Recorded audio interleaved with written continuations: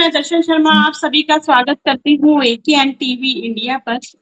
आज का आपकी न्यूज का एपिसोड है 1093।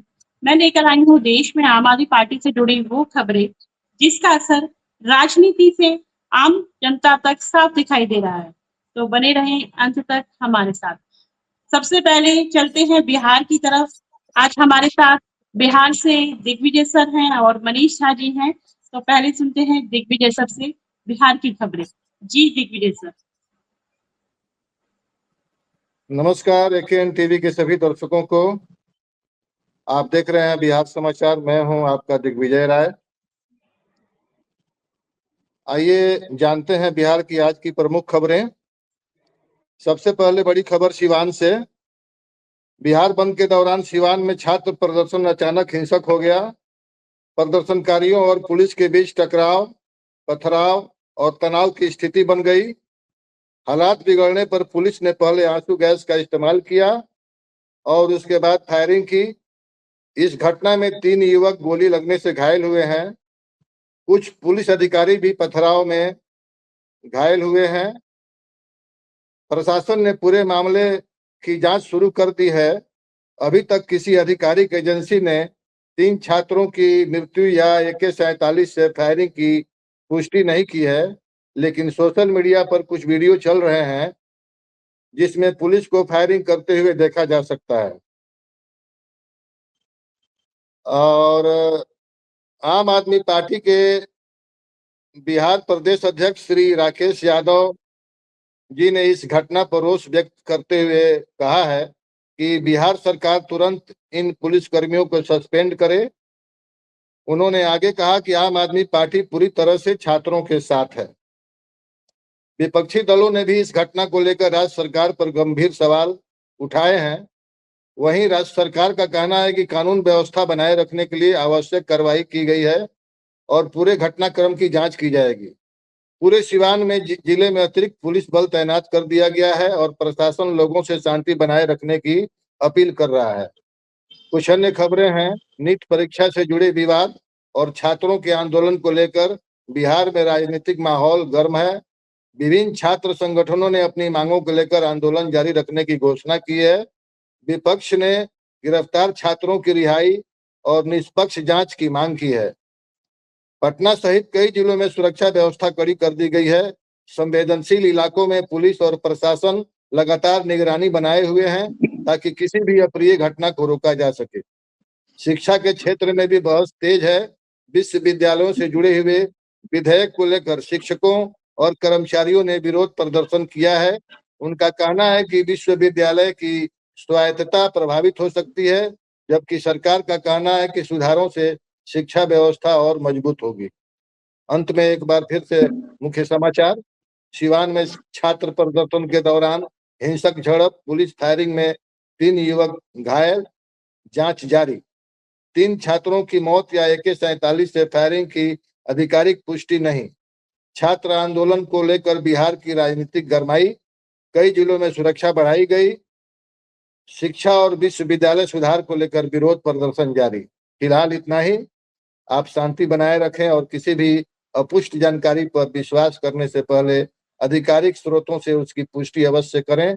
धन्यवाद। नमस्कार। Thank you so much Digvijay sir. आगे सुनते हैं बिहार की न्यूज मनीष झा जी से। जी सर, कंटिन्यू करें। सभी साथियों को मेरा नमस्कार। बिहार से मैं मनीष झा। आज बिहार की खबरों में नीट पेपर लीक और अन्य मुद्दों को लेकर छात्र संगठनों का विरोध और इस पर प्रदर्शन जारी है, जिसमें माले विधायक समेत कई लोग गिरफ्तार कर लिए गए हैं और इस पर विवाद चल रहा है। जंतर मंतर पर हुए CJP आंदोलन के परिप्रेक्ष्य में बिहार के कई जिलों में आंदोलन के समर्थन तथा धर्मेंद्र प्रधान हटाओ हेतु तीखे प्रदर्शन हुए थे। पिछले दिनों पटना में छात्रों तथा पुलिस के बीच हिंसक भिड़ंत हुई थी, जिसमें आयशा के कई छात्र नेताओं को पुलिस ने हिरासत में ले लिया। उधर मधुबनी में भी CJP के समर्थन में छात्रों ने उग्र प्रदर्शन किया। जबकि दरभंगा में छात्रों तथा पुलिस के बीच भी भिड़ंत हो गई तथा छात्रों ने पुलिस प्रतिरोध को ही मजाक बना डाला। बैरिकेड को साइकिल बना छात्र हुड़दंग करते रहे। वहीं वाटर कैन प्रयोग होने पर छात्र झूमते और नाचते दिखे तथा पुलिस से आंसू गैस के गोले छोड़ने का हास्यास्पद आग्रह करते भी दिखे। बिहार के अन्य जिलों में भी सरकार की तानाशाही रवैये के विरोध में सरकार और सरकारी विरोधी प्रदर्शन हुई। आम आदमी पार्टी के तत्वावधान में छात्रों ने सीतामढ़ी में उग्र प्रदर्शन किया। वहीं बेगूसराय में धर्मेंद्र प्रधान का पुतला भी फूंका गया। दिनांक 25 जुलाई 2026 को धर्मेंद्र प्रधान के इस्तीफे से पहले आम आदमी पार्टी के प्रदेश अध्यक्ष श्री राकेश यादव ने सभी जिला अध्यक्षों से छात्रों के हक में आंदोलन की राह पकड़ने का आग्रह किया था। बिहार प्रदेश आम आदमी पार्टी जल्द ही गांव-गांव भ्रमण कर समस्याओं को उजागर करने पर गंभीरता से मंथन में लगी है। प्रदेश अध्यक्ष श्री राकेश यादव जी के नेतृत्व में बिहार आम आदमी पार्टी निरंतर संगठन की मजबूती और इसके उन्नति के लिए प्रयत्नशील है। दूसरी तरफ पटना में बीजेपी और कांग्रेस कार्यकर्ताओं के बीच में हिंसक झड़प हुई और पथराव की भी खबर है, जिसमें कई नेता और कार्यकर्ता घायल हो। बिहार का मौसम इस दिन काफी चर्चा में है। बिहार के कई जिलों में आंधी, बारिश और वज्रपात को लेकर अलर्ट जारी की गई है, जिससे जनजीवन प्रभावित हुआ है। बिहार से फिलहाल इतना ही। आप सबका बहुत बहुत धन्यवाद। जय हिंद, जय Arvind. Thank you so much Manisha ji, बहुत अच्छी न्यूज सुनाई आपने। बिहार से चलते हैं सीधा गुजरात की तरफ, चलते हैं दिलीप सर के पास। जी दिलीप सर, आप गुजरात से सुनाए न्यूज। जी, एकेन इंडिया टीवी के सभी साथियों को प्रणाम, सभी दर्शकों को हार्दिक नमस्कार। रुख करते हैं गुजरात का। खबरें कुछ इस प्रकार हैं। दिनांक 25 तारीख को कोकरोच जनता पार्टी के समर्थन में कॉल दिया गया था। बहुत तेज बारिश के बीच भी युवा वर्ग और सारे कार्यकर्ता लोग एकत्र हुए थे। चूंकि पुलिस भी बहुत अलर्ट थी, बंदोबस्त था। मैंने उस दिन लाइव करके कोशिश की थी कि सभी को वहां की ग्राउंड रिपोर्ट दे पाऊं, और उसी के बीच जब पुलिस ने समझ आया कि लोग एकत्र होना स्टार्ट हो गए हैं, तो उन लोगों ने डिटेन करना स्टार्ट कर दिया था। हालांकि शांतिपूर्ण माहौल में पुलिस और छात्रों के सूझबूझ के कारण एकदम शांतिपूर्ण माहौल में प्रदर्शन रहा और अंत में कामयाबी भी हासिल हुई कि इस्तीफा हो ही गया धर्मेंद्र प्रधान जी का।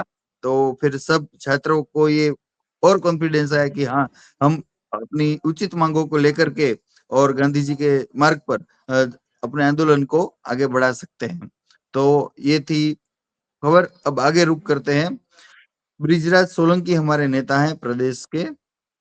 उनका एक एआई फर्जी वीडियो वायरल किया था।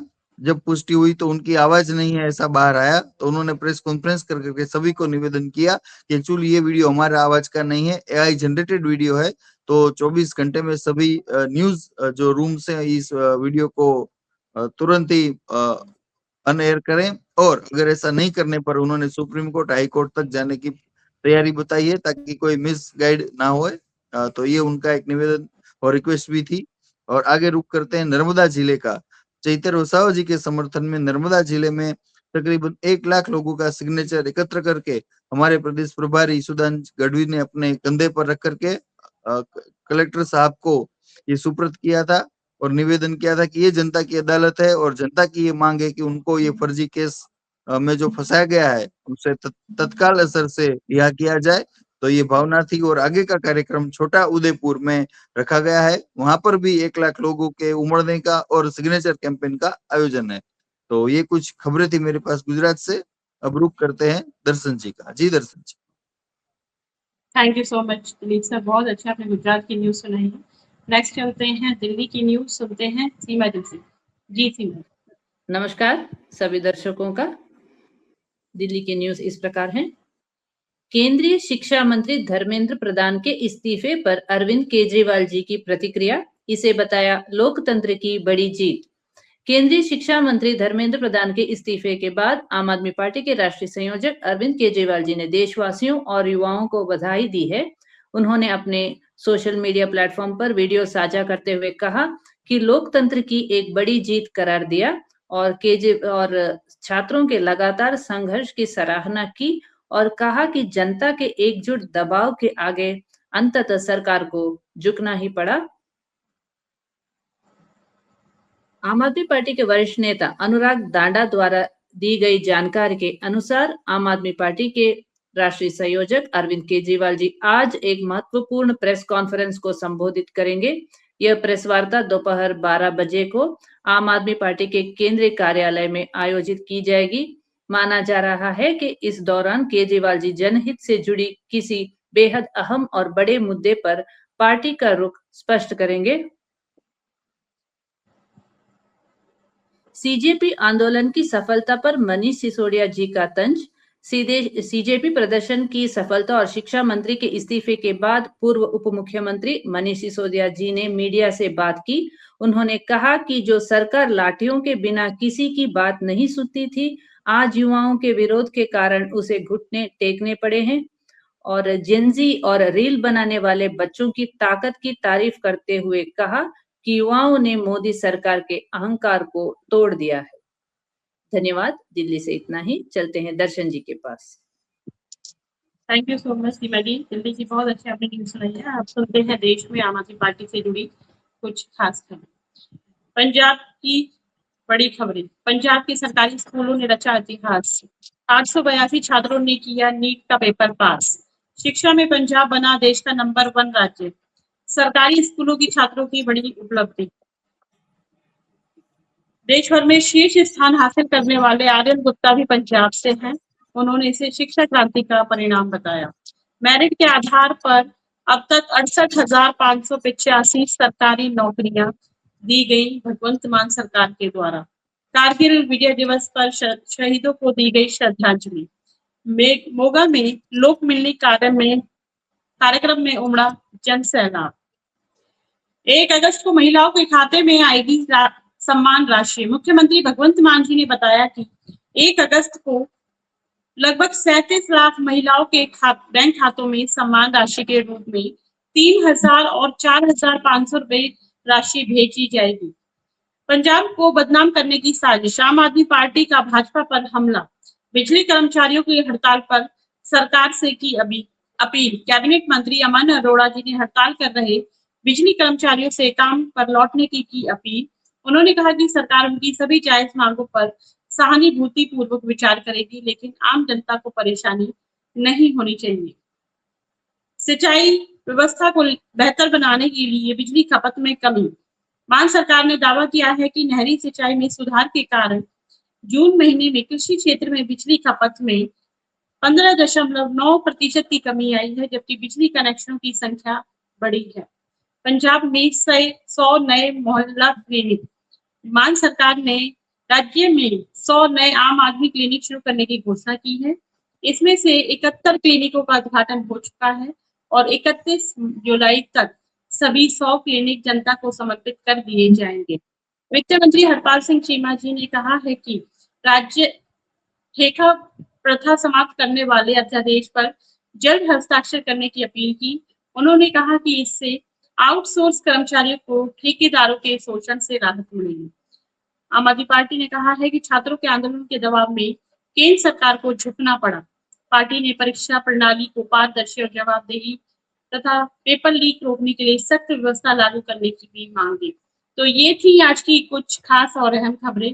कल फिर हाजिर होंगे नई खबरों के साथ। तब तक के लिए नमस्कार, जय हिंद, जय भारत।